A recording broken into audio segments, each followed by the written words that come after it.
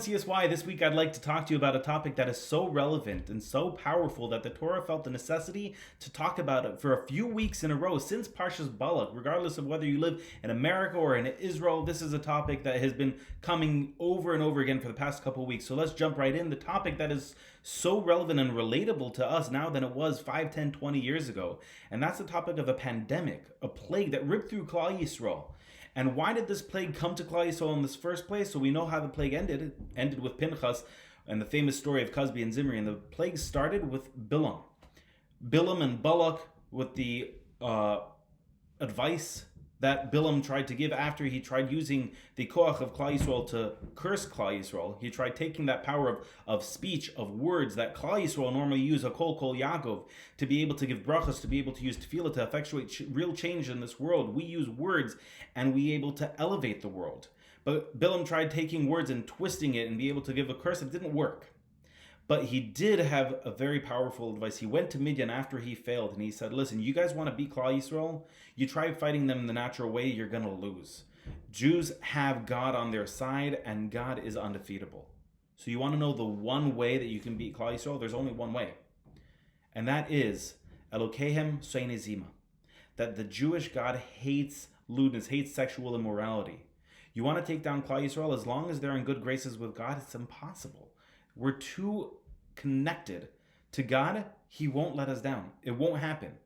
But if you bring you're not Jewish, you bring your Midianite women to battle, you bring your Midianite queen to battle to try to seduce Klal Yisrael into sinning, so then we're not going to be in such great graces with God.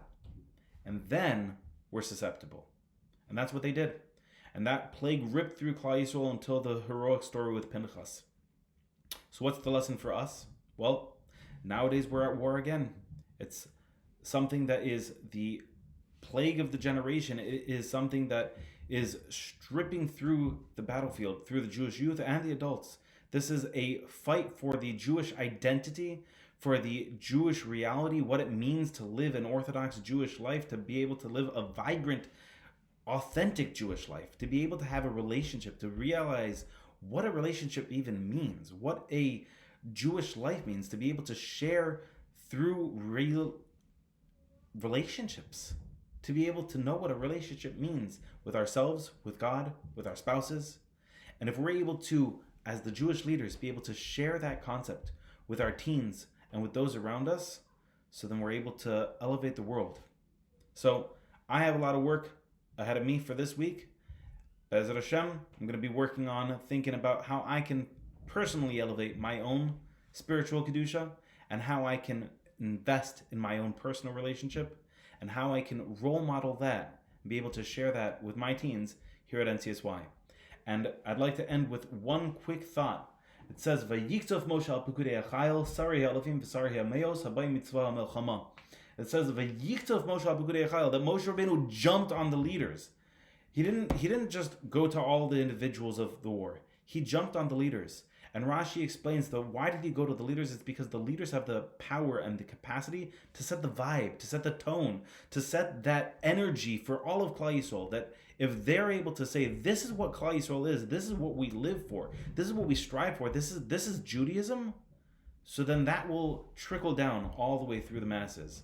So if you're listening to this, so then God had in mind for you to hear this message, to be able to live it, to be able to love it, to be able to share it. Be'ezrat Hashem, we should all be zoche to inspire the Jewish future. Have a great Shabbos.